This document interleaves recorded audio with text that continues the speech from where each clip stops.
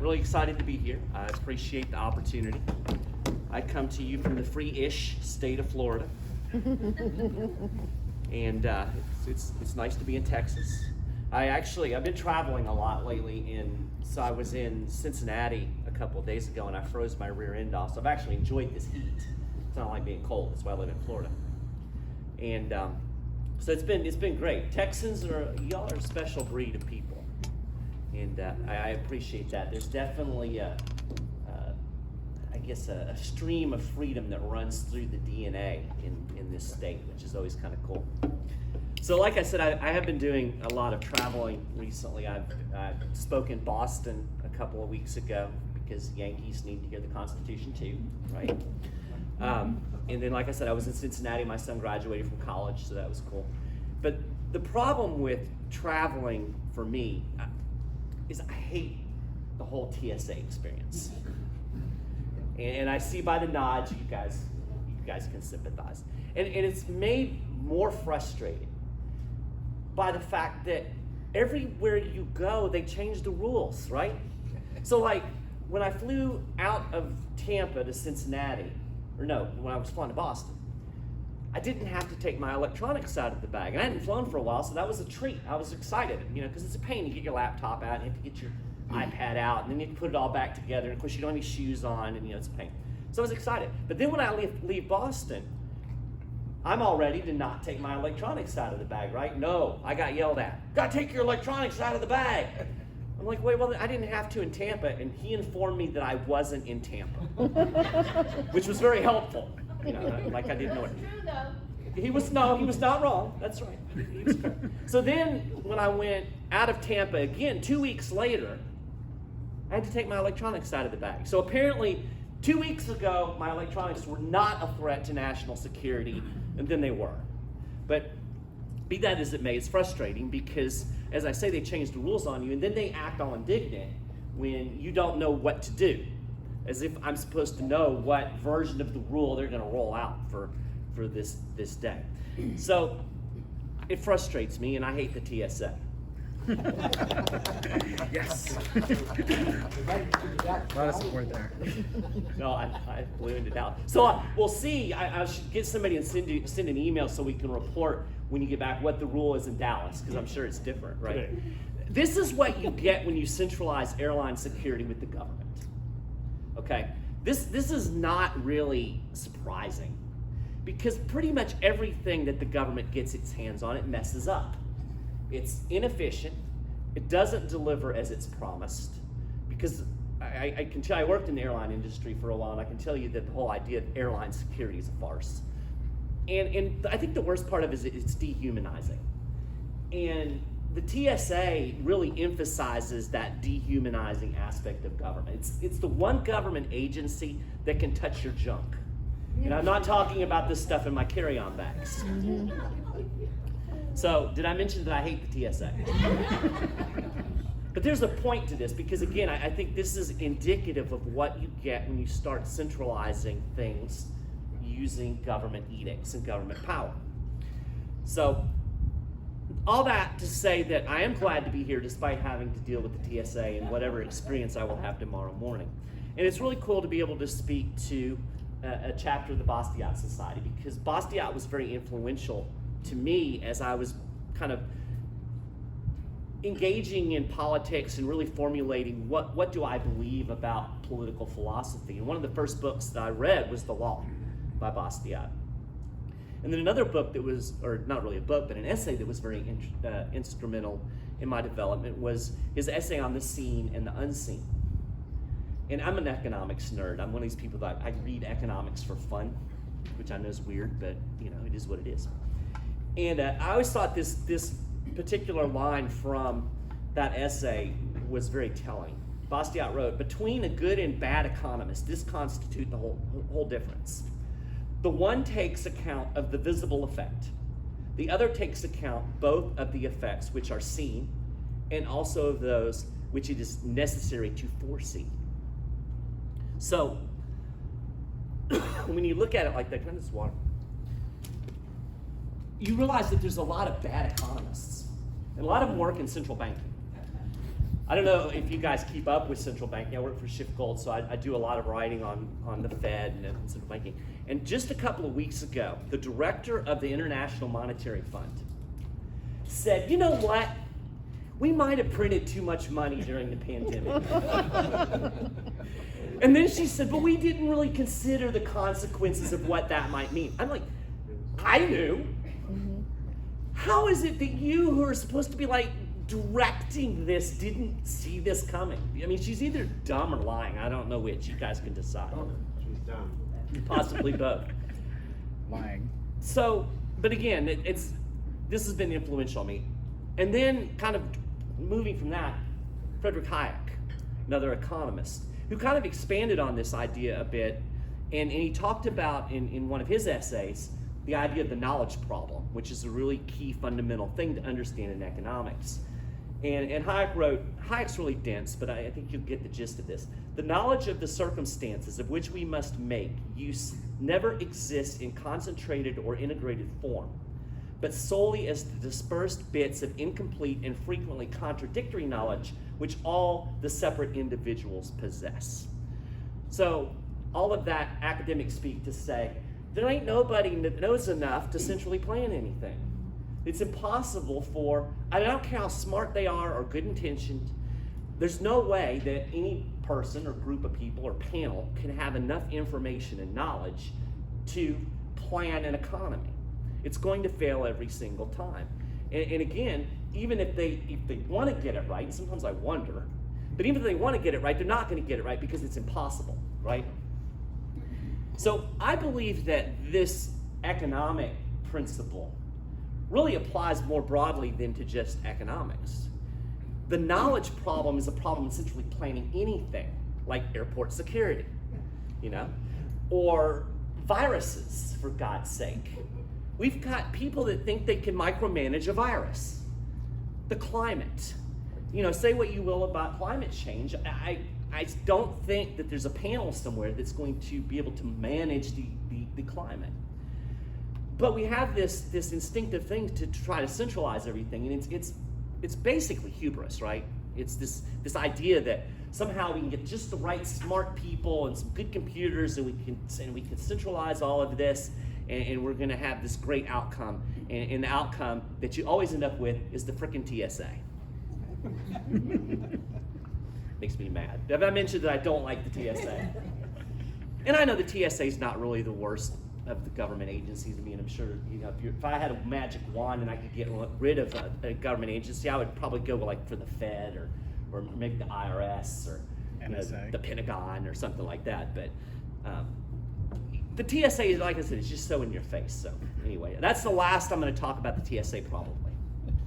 It's the last time it's in my notes. Actually, it was not in my notes except at the very beginning. But anyway, so if you were to ask me, Mike, what do you think is the biggest threat to liberty? Hey, Mike, what do you think the biggest threat to liberty? I am so glad you asked that question. I've done this talk 3 times. This is the 3rd time in the last 24 hours. You were the first person that's picked up on that cue. I think the greatest threat to our liberty is centralized power.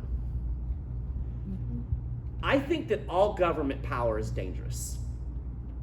So I'm not like a fan of my city council any more than I'm a fan of Washington, D.C. In fact, my city council, when I lived in Lexington, Kentucky, sued me because I asked the wrong questions. That's a whole different story. But I think that when you take that power and you concentrate it in one place, into a few people, I think it becomes even more problematic and dangerous. And we all understand this pretty intuitively when we talk about economic things. So if I were to be the king of the world, which would be a very bad idea, by the way.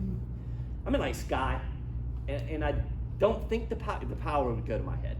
Pretty certain. Get rid of the TSA. I would get rid of the TSA, but who knows? But you have to look at the unseen. What would I do that would be worse than the TSA, right?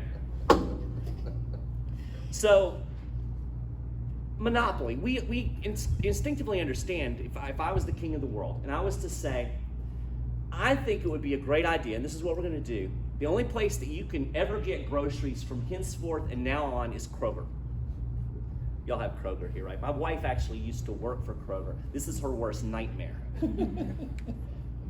But if I said that, even if you like shopping at Kroger, you would probably be a little uncomfortable with that. And if you hate Kroger, like my wife, you would be appalled at this idea because you would instinctively know, well, Mike, if that's the only place we can get groceries, aren't they going to raise the prices on us?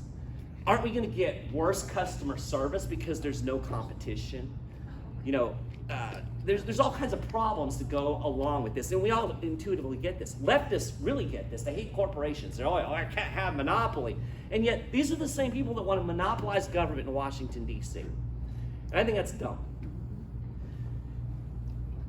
The monopoly of government in Washington, D.C. is no different than my monopoly that I just gave Kroger to give you all of your groceries. And it's going to create the same problems, and it does. It creates the TSA. I said I wasn't going to say that, but here we are. So that's why I work at the 10th Amendment Center. I have this concern about centralization. I think he mentioned when he introduced me, he gave me a little bit higher position than I actually have. I'm the National Communications Director for the 10th Amendment Center. Michael Bolden is the founder and the director of the organization. We basically do two things. We do education. We talk about the Constitution as it was originally understood at the time of ratification, which is, as James Madison said, when we really find and understand what the Constitution means and says. In essence, the Constitution is a contract. The whole thing is rooted in contract law. And when you look at a contract, the meaning of that is generally found in how did the people who entered into the contract understand those terms at the time it was entered into. So we do that. We do education. Then we also do activism, primarily at the state and local level, primarily in state legislatures. And what we do is we use state and local power to undermine overreaching and unconstitutional federal authority. And that's what we're going to talk about today as we get into this, of how you actually can do that. But I want to talk a little bit more about the danger of centralization for a minute, because I want to drive this point home. And this isn't just something that, I made up. If you go back to the founding generation, this was one of the overwhelming concerns during the ratification of the Constitution, that if they created this general government, as they called it, and they gave it powers, that eventually it would get so powerful that it would overwhelm the states. And they called this consolidation, was the word that was typically used. And both the supporters of the Constitution and those who opposed it were worried about consolidation. It was just that the people who supported it said, no, it's not going to happen. And the folks that were opposed to it said, yes, it is. And probably should have listened to these guys over here a little bit more, because it's certainly what we've gotten. Probably the most prominent anti-federalist, as we call them today, which is kind of funny because they were actually more for federalism than the Federalists, but be that as it may, was Patrick Henry. And Patrick Henry was a very strong, vocal opponent of ratifying the Constitution in the Virginia Ratifying Convention. And his big fear was this idea of consolidation.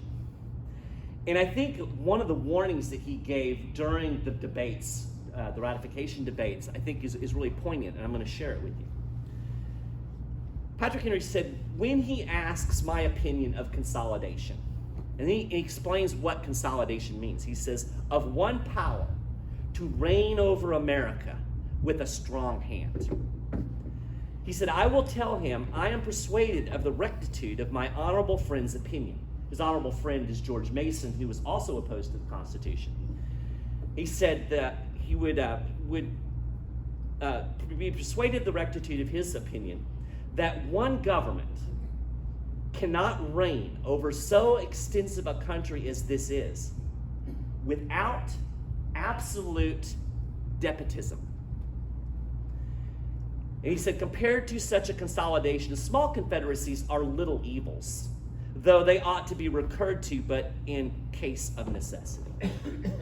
Absolute despotism was what he feared would happen if we ended up with this consolidated government. Later on, he said, consolidation must end in the destruction of our liberties.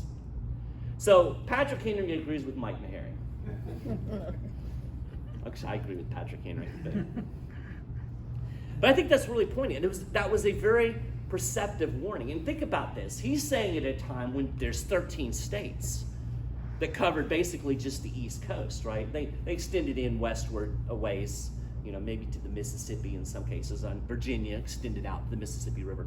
But it wasn't nearly as extensive as a country that we have today. And even then, Patrick Henry was saying, there's no way that one government can rule over all of this. And Jefferson later on said basically the same thing, that there's no way that we can have one government controlling all this, and he warned us that it would create basically a complete mess, and that's exactly what we've got. So that leads us to the question, what actually was the constitutional system that was created? You guys are pretty savvy, so you can have a pretty good idea of this. I'm going to go over just real quick, because you can sum up the intended structure of this system pretty quickly using Federalist number 45.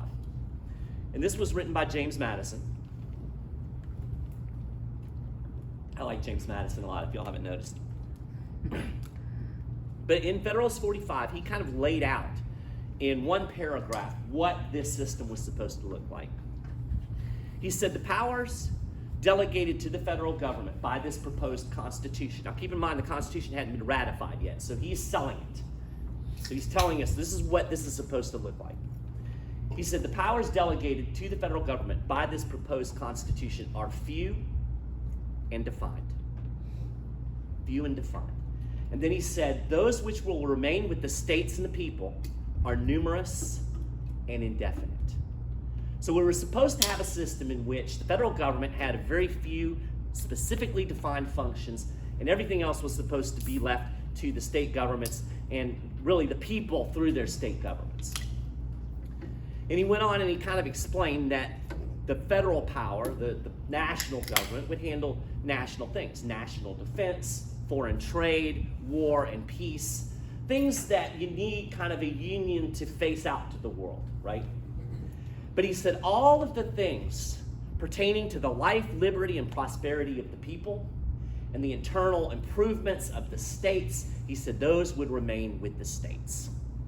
Now let me ask you, does the system that we have today look anything like Federalist number 45?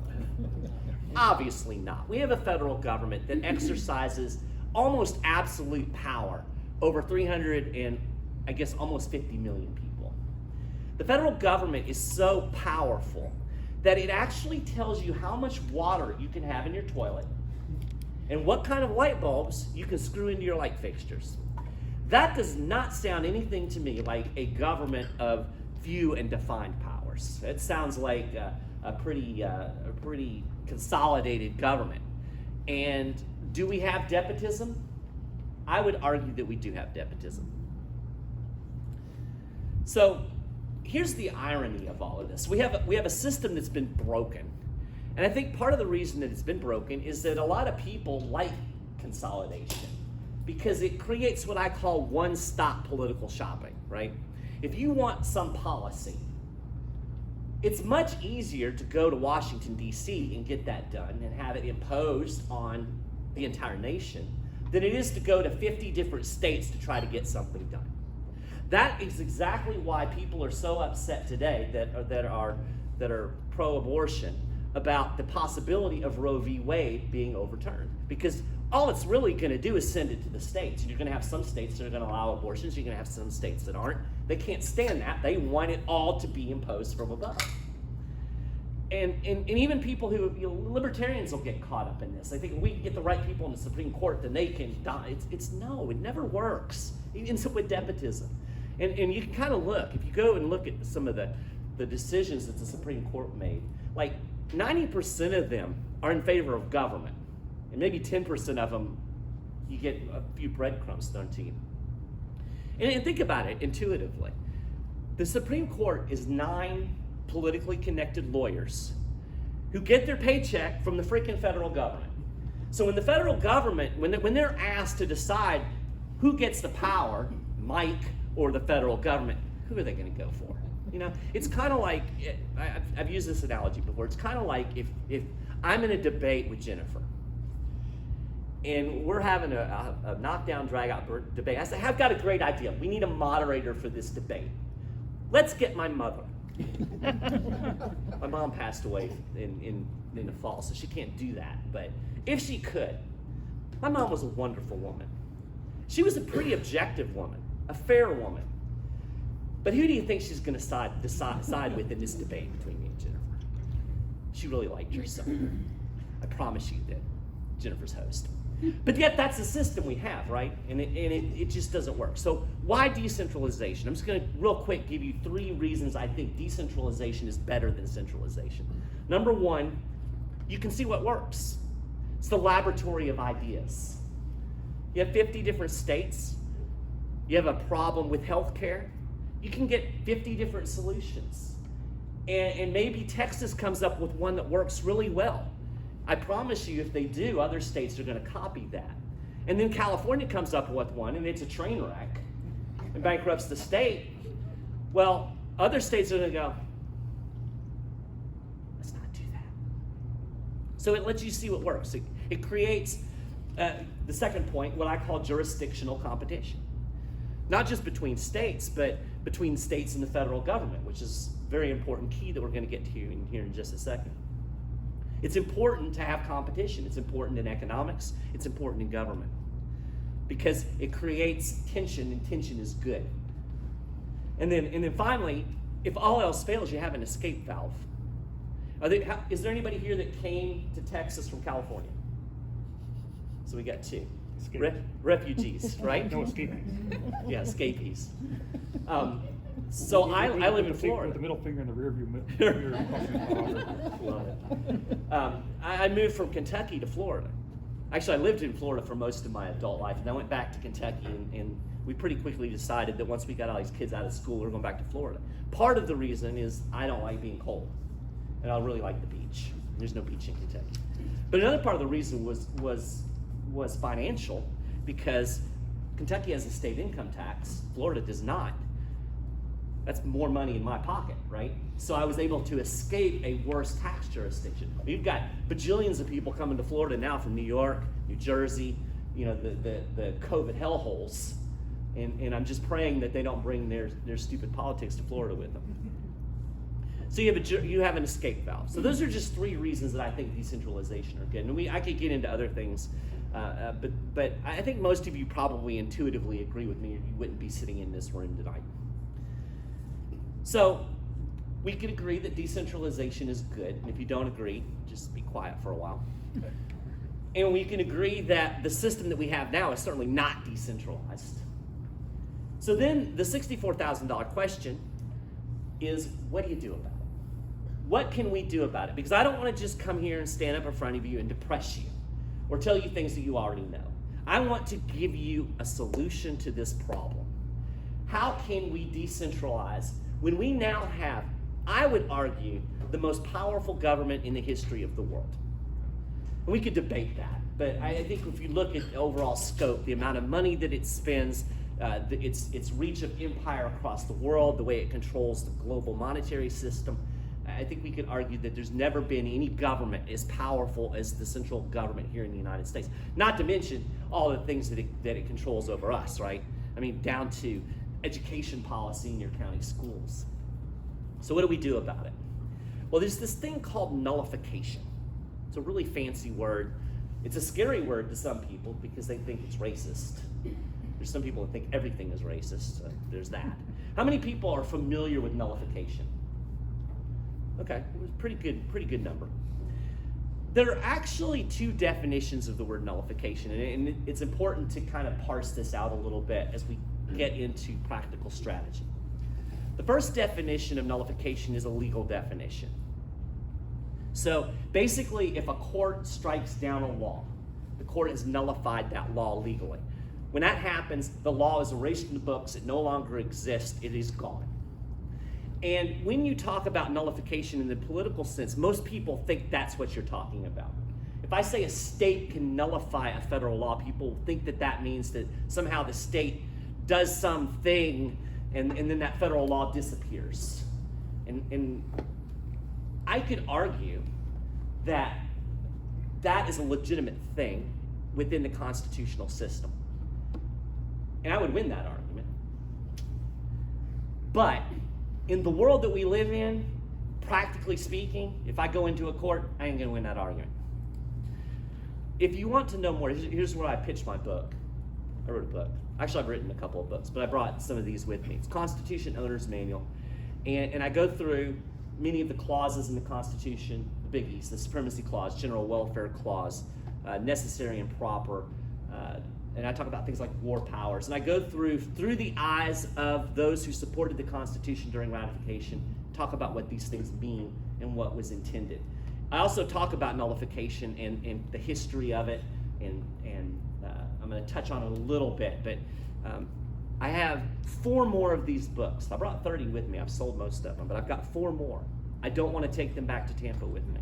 So I would love for some of you wonderful people to fork out $20 for my book. And that is my shameless plug on that. So we have this legal definition of nullification.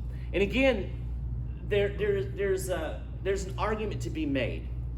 And James Madison and Thomas Jefferson actually made this argument in 1798 in response to the Alien and Sedition Acts. I could spend a little bit of time going into the details of that law, but yeah.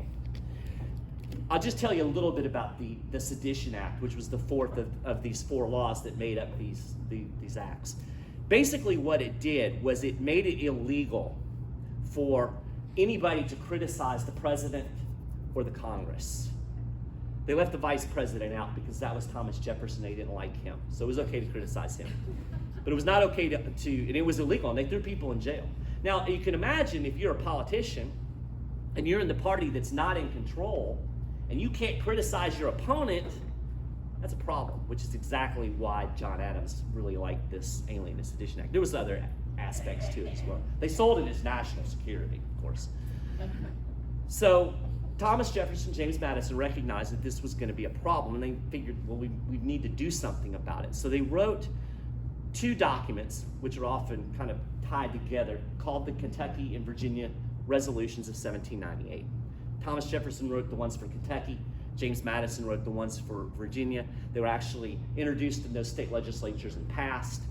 And they laid out this idea, the philosophy of this idea of nullification. And in effect, what they argued was that the states are the highest sovereign political society in the American system. And that's not really debatable. They call it the compact theory. It's really the compact fact if you actually look at the history. But they argued that since the states, the people of the states, when I say states, I'm really talking about the people of the states, because the people are ultimately sovereign, right? The people of the states decided that they were going to enter into a union and that they were going to delegate certain powers to the federal government, those few and defined powers, as James Madison put it, and that since they are the ones that delegated the powers, in the last resort, they were the ones who got to determine what those powers actually meant and what they were. So if the federal government overstepped, the states would have some remedy, some way to step in and say, no, that's not what we meant. You can't do that. Thomas Jefferson put it this way in the Kentucky Resolutions. He said, where powers are assumed which have not been delegated, a nullification of the act is the rightful remedy.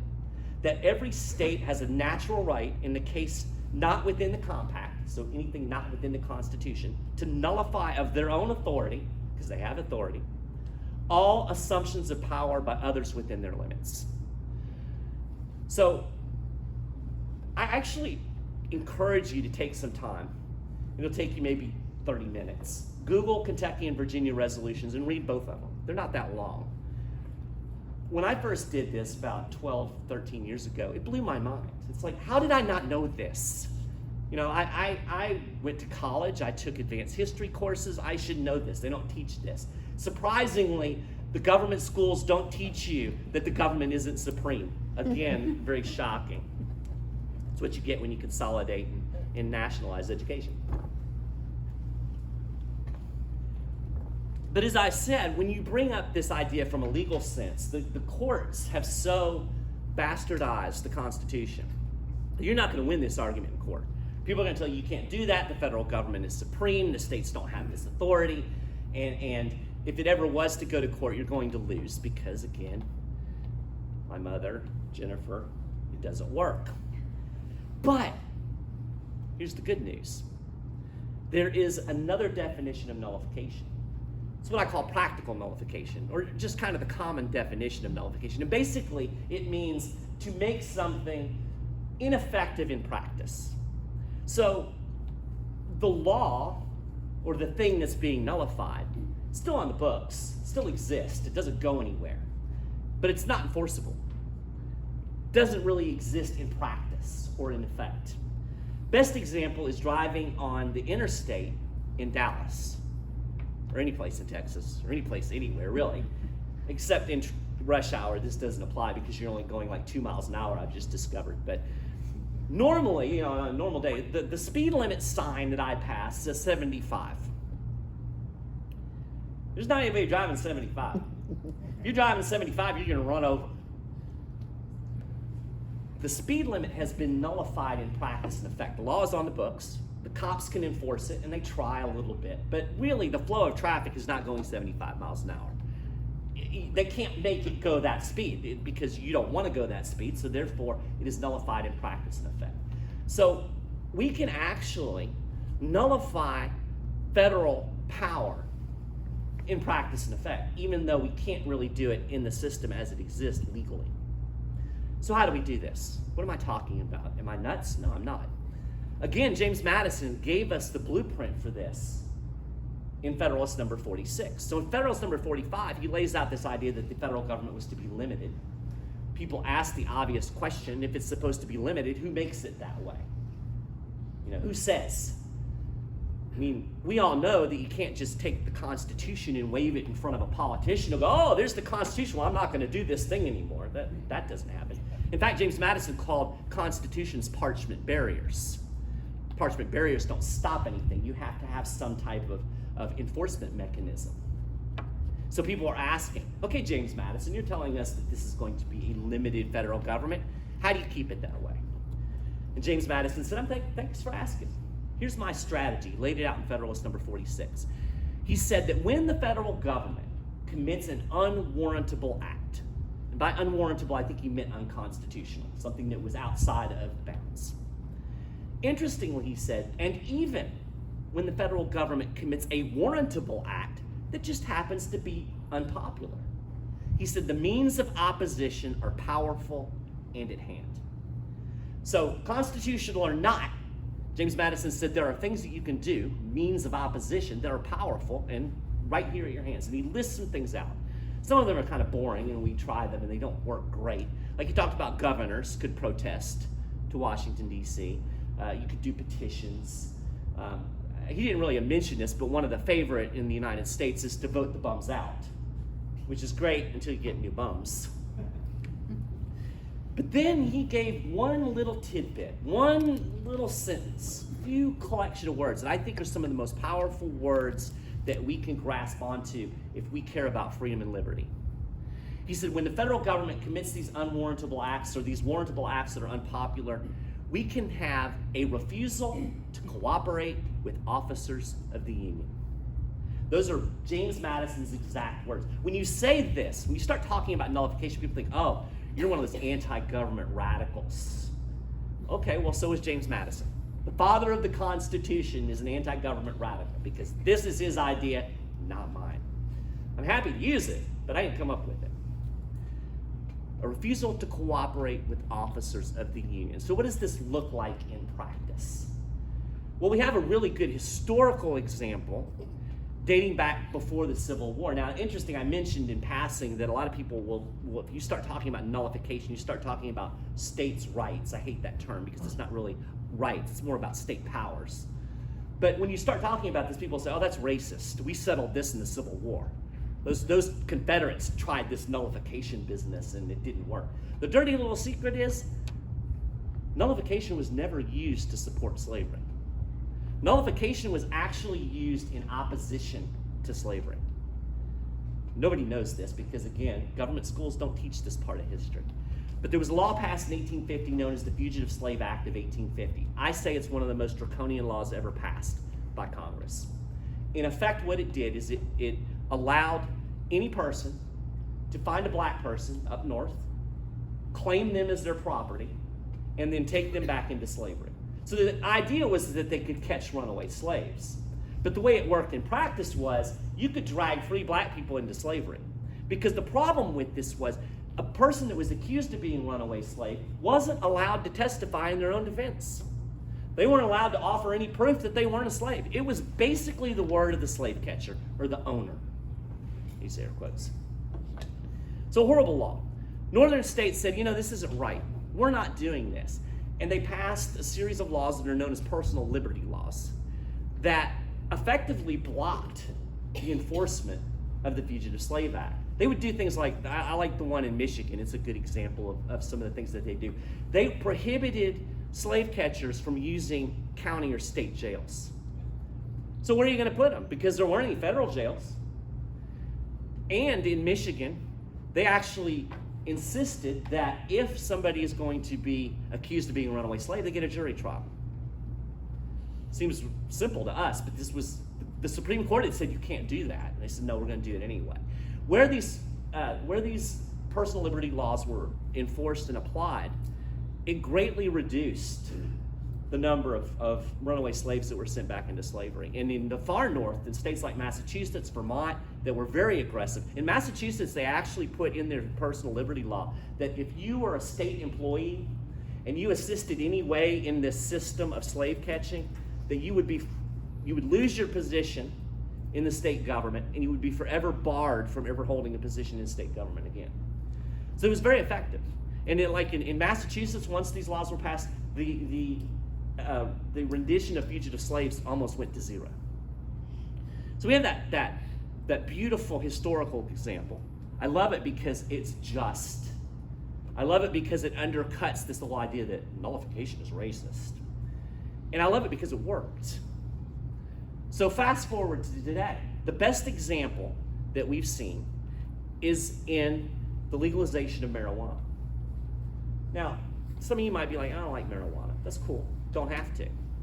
Here's the fact of the matter is, though, the federal government has zero authority to prohibit a plant. You will not find this anywhere in the delegated powers in the Constitution, despite what they'll try to tell you about the Commerce Clause. In fact, in the marijuana case, medical marijuana case in 2000-something, Raich versus Gonzalez, there was one dissenting opinion. It was Clarence Thomas. And Clarence Thomas said, if the federal government can regulate 6 plants in a woman's backyard, then the federal government basically has unlimited power. So, in 1996, the state of California legalized medical marijuana. It was the first state to do this. And the federal government said, we have prohibition of marijuana. You can't do that. And basically, California did it anyway. Now, a lot of times if you talk about this, people say, well, the federal government won't let this happen. I'm like, what are they going to do? They're going to roll troops into California? That they didn't. I mean, they rolled in a bunch of DEA agents. And they tried to shut it down. They couldn't do it. Not even with just one state. And then the Supreme Court, they came along and they gave their opinion. And then a bunch of other states said, well, we're going to legalize medical marijuana too. And then the next thing you know, Colorado, Washington, and Oregon legalized it for recreational use. And today we have 37 states that have legalized medical marijuana. We have 18 states that have legalized marijuana completely. And we have the federal government still saying we have complete prohibition of marijuana in this country. We don't. I can go to California and walk into a shop, looks like an Apple store, buy some weed. Federal government's not going to do anything about it. And you know why the federal government's not going to do anything about it? Here's the key to this. The reason the federal government is not going to do anything about it is they don't have the personnel or resources to do anything about it. There's a few DEA agents, but there's not enough to even shut down all of the marijuana businesses in Los Angeles, much less in 37 states. They can't do it. They don't have the personnel or the resources. So when states start legalizing marijuana, they stop enforcing prohibition. It doesn't get enforced. And here's the other dirty little secret. The federal government has this same problem with every darn thing that it does.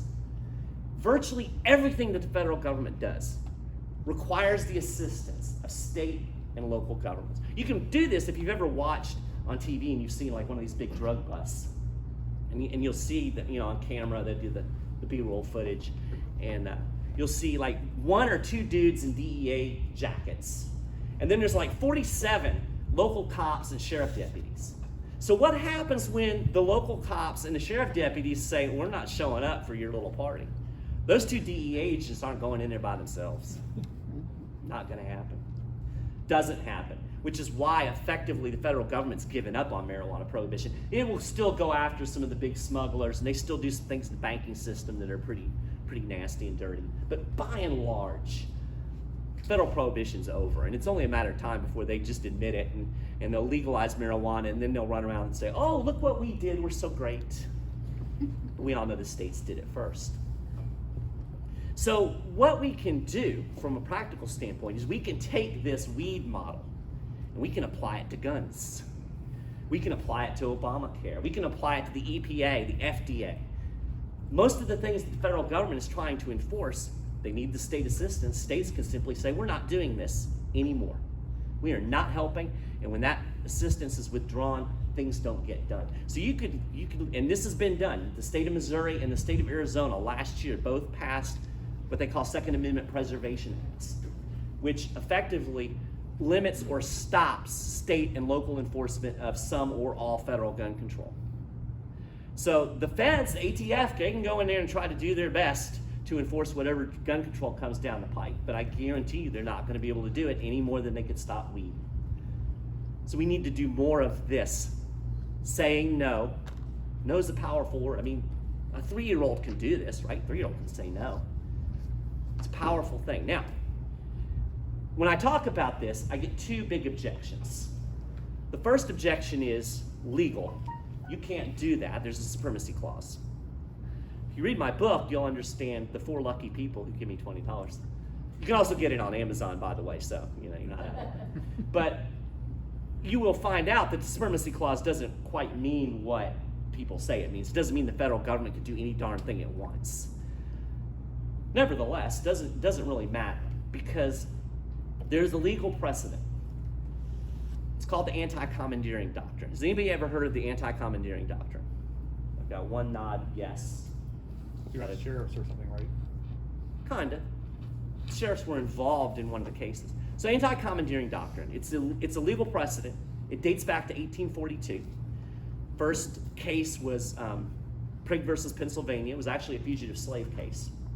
And in that case, Justice Joseph Story said that, in essence, the federal government has this fugitive slave clause in its constitution. It can enforce that, but it can't make the state of Pennsylvania enforce it. So this doctrine has been built upon over the years. There's actually 5 Supreme Court cases that make up the core of the anti-commandeering doctrine. The most well-known and probably the central opinion was Prince versus U.S., which did in fact involve sheriffs. It was when they passed the Brady gun bill. Part of that gun bill was that we were going to have gun registration, and in that bill, part of the gun registration program was that the county sheriffs were going to be required to help build and maintain this gun registry. Because again, the federal government has a resource problem, and they didn't have the ability to create a gun registry by themselves. So they said, oh, well, we'll just make the sheriffs do it. So Sheriff Prince and Sheriff Mack sued the federal government, and amazing of amazing, the federal government actually sided with the people for once and against the federal government. Of course, they had this precedent all the way back in 1842 that it was a little hard to ignore. But here's the anti-commandeering doctrine in a nutshell. The federal government cannot force a state or local government to use its personnel or its resources to enforce a federal law or implement a federal program. So this is rooted in the idea of this division of power that we call federalism.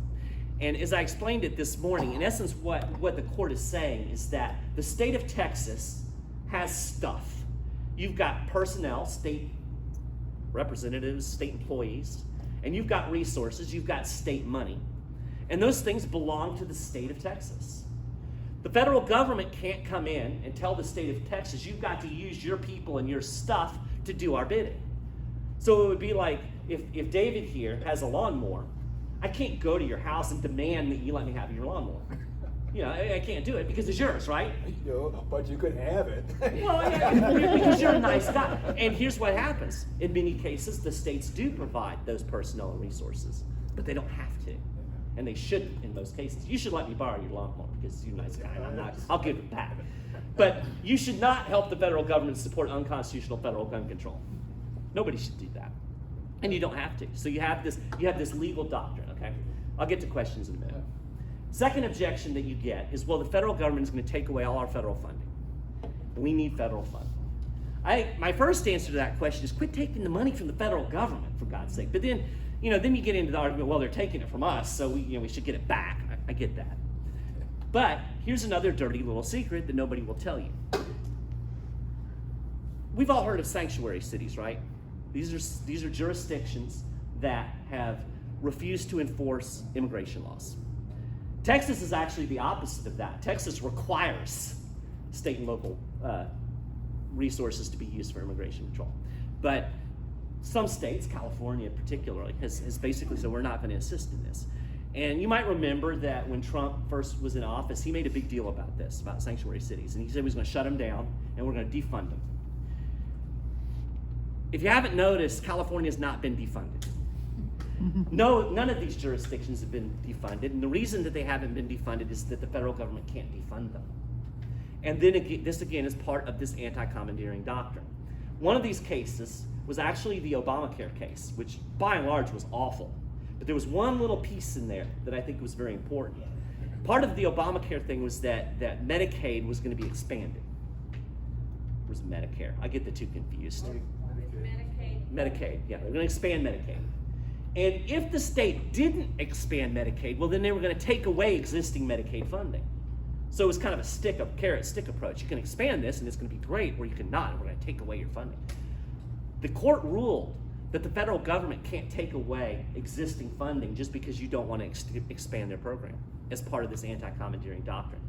There is some funding that the federal government can take away if a state refuses to do something, but it has to be related to the thing that the state is not doing, which is fair. If you say we're not going to implement federal education guidelines in our state, it would be fair that the federal government would take away education funding, but they can't take away your highway funding. The Supreme Court has also held that taking away funding cannot be coercive. Now, what does that mean? We don't really know what that means. Same thing as pornography. You know it when you see it. But the key case there was the raising the drinking limit to 21. And part of that was that they were going to take away federal highway funds if the state didn't raise that legal drinking limit. And what the court ruled was, yeah, you can take away this funding, but the reason they said was because it was only a little bit of funding. It was only a very small percentage of highway funds, and that it didn't raise to the level of coercive. But it still set the precedent. And again, you can't take away, National Guard funding because the state's not enforcing education. It has to be related. So that's why sanctuary cities never got defunded, because there's only a small bit of funding that was actually going toward immigration enforcement. So they could take that away, but that's not defunding anything. California's not going to shut down because you take away that little bit of money. So, to sum up, we have a constitutional crisis in that the Constitution, in effect, the way it was presented to us, does not exist anymore. We have a federal government that basically controls everything. But we have power with at least some things to push back and force the federal government to not do some of the overreach that it's doing. This is what we do at the 10th Amendment Center. We take this weed model and we apply it to any issue that we can figure out how to apply it to. And there's more than you would think. I mentioned some already, but things like government surveillance. You can actually undermine federal surveillance by limiting state and local surveillance because it all feeds into the same system. So when you get your local police to limit collecting data on everybody, that's data that doesn't exist to get fed into these federal systems. In fact, we even figured out how we could shut down the NSA. This is fun. The NSA has a resource problem. They have this big facility in Maryland, and many years ago, they realized that they were starting to max out the power grid. So they started looking for new places to put NSA facilities. And they put a giant data collection center in Bluffdale, Utah. Center collects all kinds of, all of your phone calls and emails and all of this garbage that the NSA is dredging up, that we know that they're dredging up because of the things that were revealed by Edward Snowden. Those things are all being stored in this Bluffdale facility. We discovered that this facility uses about, get this, 40 million gallons of water a day when at max capacity in order to cool all of the computers and all of the stuff necessary to collect all of your data. The city of Bluffdale supplies that 40 million gallons of water to the NSA via contract. There is nothing that says the city of Bluffdale has to have a contract with the NSA to supply water. They could shut that when that contract ended, they could say, "No, we're not giving you any more water." That would be a big problem for the NSA because it's really hard to cool computers without water. So we actually developed a piece of legislation that would have basically turned off the water if the agency was acting outside of its constitutional bound, basically violating the Fourth Amendment, which it's doing every minute. And this bill actually got some traction. It actually didn't make it out of committee, but it was sent to a study committee, which is the first step, and there was a public hearing, there was a lot of people, and we were actually working with other organizations, and we got together with Greenpeace and a bunch of other people, and we floated a balloon above the NSA. It was cool. It was good times. This is back in 2013. But now, unfortunately, the Utah legislature chickened out because they got a lot of pressure from the feds, which is going to happen. But it shows the power of this, right? We have another bill that has been introduced in like 30 states that would require a governor to not release National Guard troops to overseas combat unless there's an actual declaration of war. So there's all kinds of things that you can do because there is still this remnant of federalism. There's still this remnant of division of power that we can use for our benefit if we care about liberty and decentralization and devolving power back to state and local governments. And then when you do that, then you can work on your state governments and get some of that garbage taken care of. I'm going to close out with one of my favorite, it's kind of a personal nullification story. And you all know the story. It's Rosa Parks. And we all know that Rosa Parks refused to give up her seat on the bus. A lot of people don't necessarily know the details of that story, though. She actually got on the bus, and she was sitting in the proper place. So the way this worked is that the bus had this little movable sign, and the black passengers had to sit behind the sign, and white passengers could sit in front of the sign. So when she got on the bus was relatively empty. She sat behind the sign, no problem. They're going on their way. But it was a rainy day. It was busy. The bus began to fill up. So at one stop, the bus driver got up. He took the signs. He moved it several rows back, and it put Rosa Parks in the front of the bus. And so there were actually 3 other black people that were sitting in the now forbidden section, and they all got up and went to the back of the bus, and Rosa Parks did not. And she actually recounted this later on in a documentary. She said, when he saw me still sitting, meaning the bus driver, he asked if I was going to stand up. And I said, no, I am not. And he said, well, if you don't stand up, I'm going to have to call the police and have you arrested. And she said, you may do that. It's pretty powerful. She just said no. Now notice what she didn't do. She didn't burn the bus. She didn't punch the bus driver. She didn't wrestle with the cops. She just simply said, no, I am not going to do this thing that I believe to be illegal and unjust. And we all know the story. Her courage to do that ignited the Montgomery bus boycott, and it was the beginning of the end of Jim Crow because of her courage to say no. So there's power in no, right? Now, she paid a price for this. And oftentimes you do pay a price when you stand up for liberty. I think of the people in 1996 when California first legalized medical marijuana. Like I said, the DEA did try to shut it down. They would go into these dispensaries and they would arrest everybody and they would confiscate all of the goods. But these people so believed that this was important that they would literally have them opened up within hours of the feds leaving. Now, again, people went to jail and they suffered. Rosa Parks, she ended up going to court. She spent one night in jail. She went to court. She was fined $10. and $4 in court costs, so $14, which I guess was a lot of money back in the 50s.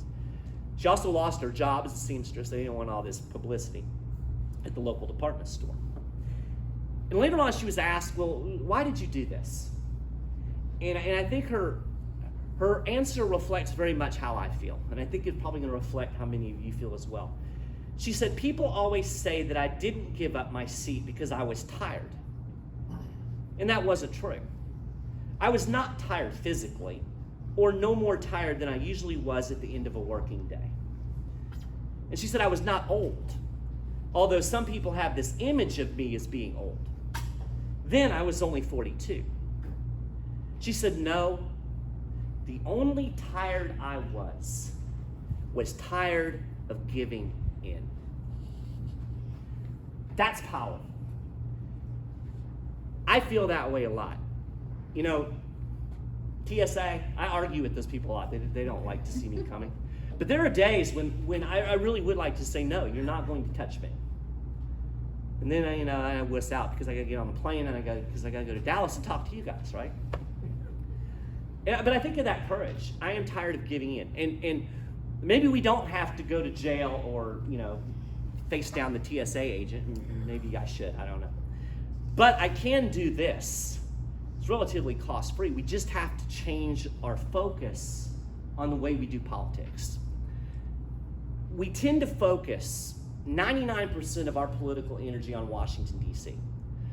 Everybody thinks we're going to elect the next president. This is the biggest, most important election of our lifetime. I'm now 55 years old. However many elections that's how many most important elections of our lifetime I've lived through. They're all the most important election of the lifetime, and nothing ever changes. The reason that it doesn't change is because the system is broken. We've talked about that. The constitutional system is broken. So me trying to fix it by electing a new president is basically like if I have this car, and it's broken down, it's on blocks, there's no wheels, motor's broken, won't run. I'm gonna fix it by changing the driver. No, the car's still not going anywhere because the system's broken. So we gotta do something different.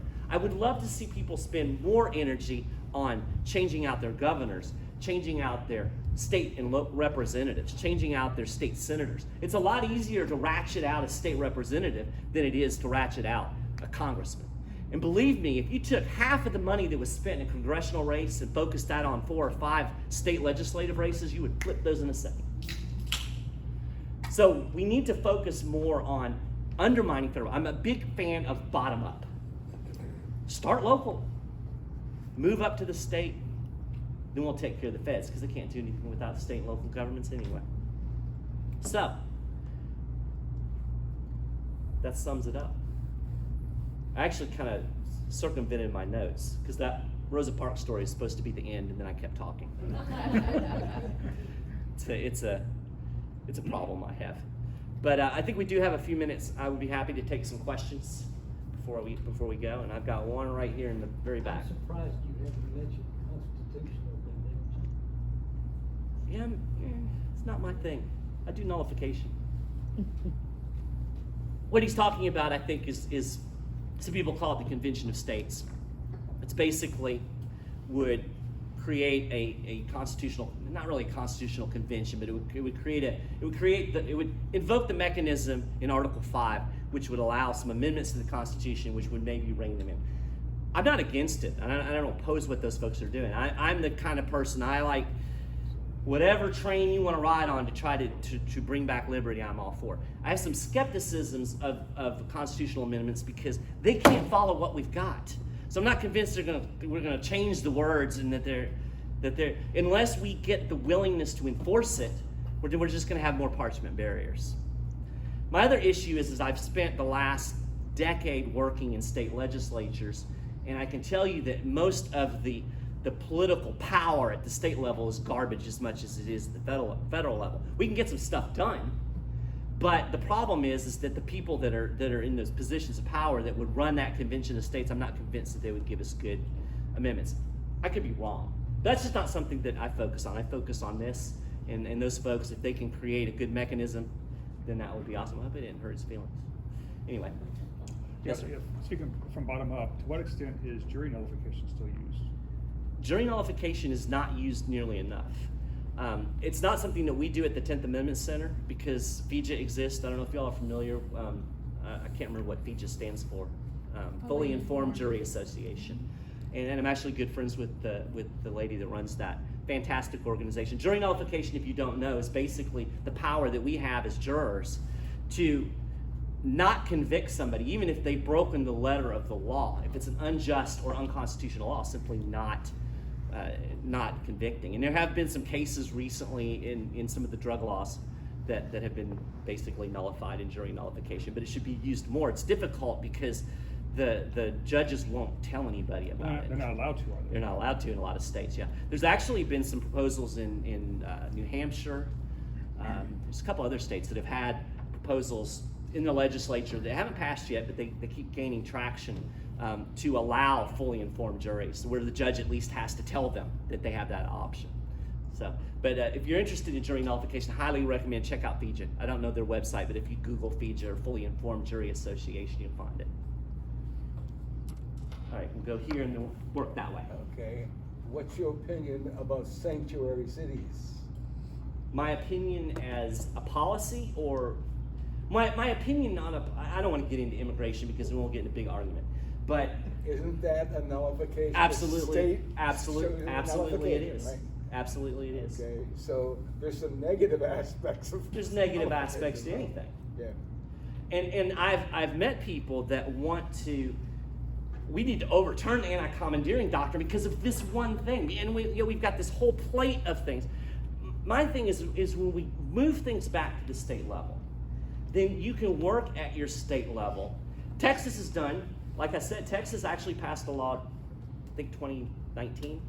I think in 2019, it was either maybe 2020. They passed a law that's basically an anti-sanctuary. So you can't have sanctuary cities in Texas. It's against state law. So that's the solution to that problem. But you have to work at your state legislature to get that job done, right? And that's the way it should be, instead of this imposing the one-size-fits-all solution. So, and I understand, and there's other things. I don't agree with every policy but that's the beauty of federalism. I don't have to. States should, we're all political societies, we're all different. Texas is different than California. Let California run that place into the ground. Just don't take me down with you. And then people like Jay, he can escape. So I'm gonna go this way and then I'll run back to the circle. So yes. What you said makes a lot of sense. And I guess one of the things, probably lots of offsetting problems, but the amount of money that the federal government has is where a lot of their power comes from. It's So- nice when you can print it. Yeah. And so do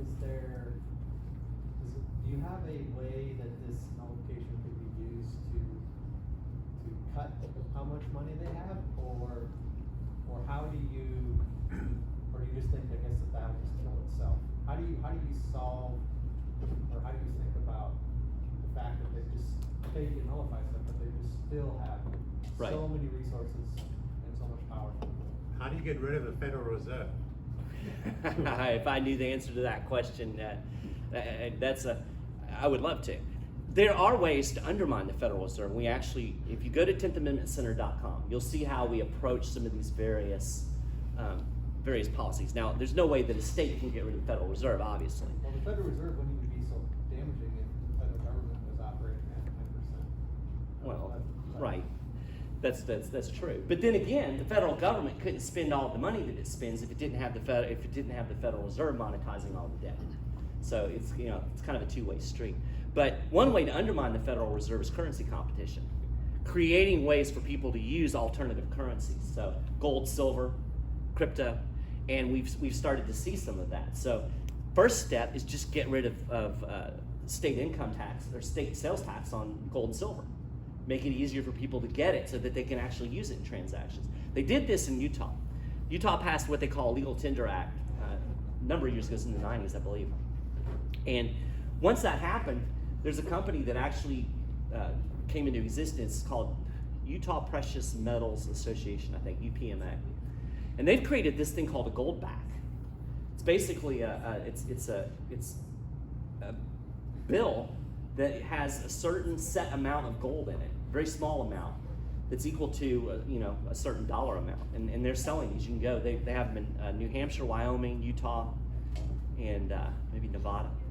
If you go to that, you can see that. So the currency competition won't get rid of the Fed, but you can undermine the monopoly of money that the Federal Reserve has by learning how and creating alternatives. Now, this is a long process. It's not going to happen overnight, but that's one of the things that we support, doing things that will make it easier to use alternative currencies in the system. Wyoming has passed a number of laws to make it easier for the use of Bitcoin and cryptocurrencies. They actually have crypto banks in Wyoming. Within the banking system, they made it easier for them to deal in crypto. So, small steps, but these are things that we can do to undermine these big things. I talked about requiring the National Guard to have a declaration of war before the National Guard can be called out. That's one way to undermine the entire military complex. So you have to think creatively. It's not the solution to everything, obviously. We've still got the IRS collecting taxes. I haven't figured out how to get around that. Although there have been some proposals. One of them is simply to have the state collect the federal tax and then remit to the federal government what they decide is actually for constitutional operation. It's an idea. We need more of that creative thinking. So I'll get back around to you, but I think you're next. Yes, so I guess we're going to touch on this a little bit. You talked a lot about what local and state legislatures can do, but they often seem toothless. So I was thinking more about what can individuals do? Do you cover that in your book at all, or is there something to work on? Well, yeah, I think human action is important, and it's I've got a friend, Robert Scott Bell. He's big in the kind of alternative medicine, food freedom. And he has this saying, I love it. Stop asking permission where none is required. So I talked about this idea of using alternative currencies. Well, Wyoming can pass all the laws it wants to. It's not going to work until people start using crypto. So when you as an individual start networking and creating community, small community within your circles, you can create barter economies. You can do things as a community to begin to build these communities. My friend Pete here is big on, what do you call them? Intentional communities. So there's ways to develop that. One of the reasons that we've seen medical marijuana be legalized in so many states is that so many people were using it anyway. It started with that human action. People thought that this was important enough for them to do this thing. This is why sometimes the gun lobby drives me crazy, because they're so busy trying to win a case in court that they won't just do something, So that human action is the first step. Figuring out ways, it's almost like what they call agorism, figuring out ways to kind of work around the system. And then when you get people that start doing that, then that starts to move up to the government levels, and they'll say, well, people are doing this, we need to make it easier for them to do it. We're seeing this starting now with mushrooms, which have been proven to be very effective in treating certain things like depression, PTSD. So we're starting to see local communities, Denver, Colorado was the first, decriminalize mushrooms and make it easier for researchers and medical professionals to follow up with this research in practical ways. So, and again, it's interesting, we talk about in economics time preferences. Human beings are typically pretty short time preference people. We want to get things now, and we want that immediate gratification. Politics in a lot of ways is more of a long-term game.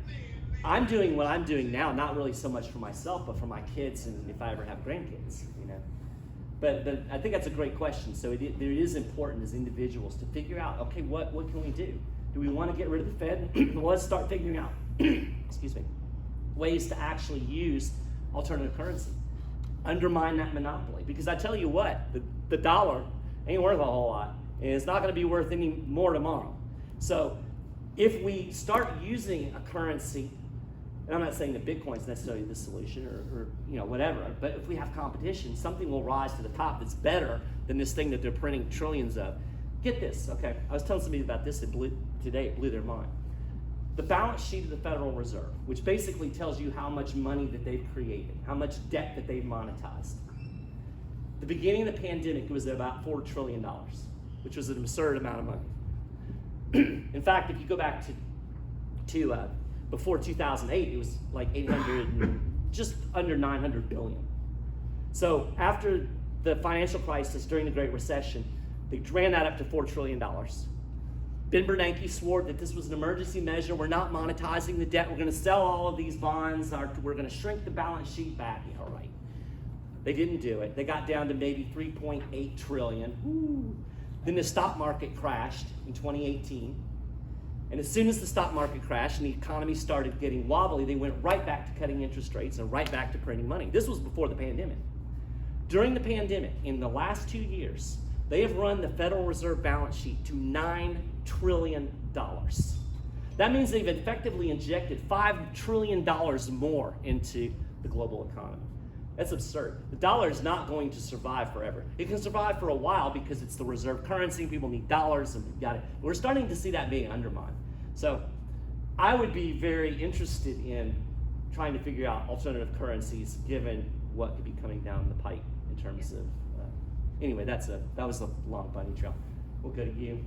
At the beginning of your talk, you talked about your concern with consolidation of power. Mhm.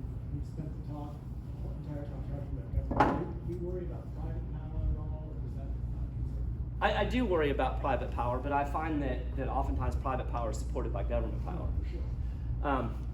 You know, I think I'm a believer in markets. I think if allowed to function, markets will take care of a lot of that private power. Because I think there's enough people, you look at things like social media, there are solutions. There are some people, and they're well-meaning, that think we should use government power to jump in there. And again, I go back to Bastiat, those unintended consequences. I think you're going to end up wrecking more than you're going to fix. But it does concern me. It's not that I'm not concerned. I'm certainly concerned about private power. I don't like any power over me, but primarily, you look at corporate power. Corporate power is a function of the way the government subsidizes and privileges corporations. Yeah. So I'll go back to you. Okay, I'll go to you, and then I'm going to go to him, and then I'll go back to you. Okay, I'm picking back off of the gentleman in front of me. I have the same idea. You started out talking about despotism and power, and money is power. And the federal government has a tremendous amount of power by using purchasing. Right. And while I appreciate your beliefs, I'm rather not seeing the ability to make these kind of changes, at least in my lifetime. And I cite that we have evolved over the last, let's say even 20 years, to where it's bureaucracies that are operating right in front of us, and we can't control them. You're ignoring my fundamental point, though. Oh, yeah, what is Those that? federal bureaucracies cannot do anything without I tell them not to do it. without state and local cooperation. And this, okay, so then let me add this. Okay, so we're in the state of Texas, which is known pretty much as one of the most conservative, not necessarily free market, but more conservative in the country. And we have a state legislation and a governor that's Republican, okay? We've got a Republican, Senate and House. And we have so many chairmanships that are held by Democrats. Now, why is that happening? I would suggest that the power players do not want to be the ones that actually do what the people that you're asking, we want to change, and there's a lot of movement of change to Texas to get this even more, get government out of our lives. And we are not making tremendous progress. In fact, in our schools, it's going the other way. I get it. Let me ask you a question. This frustrates me a little bit. I'm going to be honest with you. Because if you're going to tell me there's no solution, why are you here? Well, I'm asking. I mean, Okay, no, all right. I've given you an hour. Continue or not, all right, I've given you an hour of a strategy that can be I'm used. asking you to help us understand. It's, your basic premise is accurate. Despotism comes with money. And we do not have a consensus, even at state level, to crack it. Because if you don't go after their budgets and you don't cut the spending, you don't cut the power. And we have had no success, state level, federal level, with politicians that we vote for. Maybe you're voting for the wrong politicians. How do you get good candidates? Do what? Is the good candidate completely? I don't do electoral politics, so I'm not really a good person to ask about electoral politics. That's something that has to be done. And I go back to what I said before. If you look at take the Republican Party. How much money is spent on a presidential election? How many billions of dollars? It's literally billions of dollars is spent on a federal election. If I took half of one of those billions of dollars and focused it on changing the state representatives, I could change a lot of state representatives. I'm convinced of that because money is political power. But everybody wants to go to Washington, D.C. They want, we've got to get Trump back, or we've got to get rid of Biden. Okay, fine. But you're not doing anything at the state level, and then you're complaining to me that the state politicians suck. There has to be, you have to start local, you have to build on that. And like I said, it is not a short-term strategy. The left has created this over 100 years. And so you have to, Thomas Jefferson. Many of us are looking at it and saying, how the heck did they infiltrate right under our noses? And we're seeing, with COVID and whatnot, and what they've done in the schools, and they're teaching our kids to be statists. Yeah, get them out of school. Pro-liberty. People stop being involved. Yeah. People stop caring. The only good government is a government that meets and all the citizens are lining the walls with guns pointed at them. Let's move along.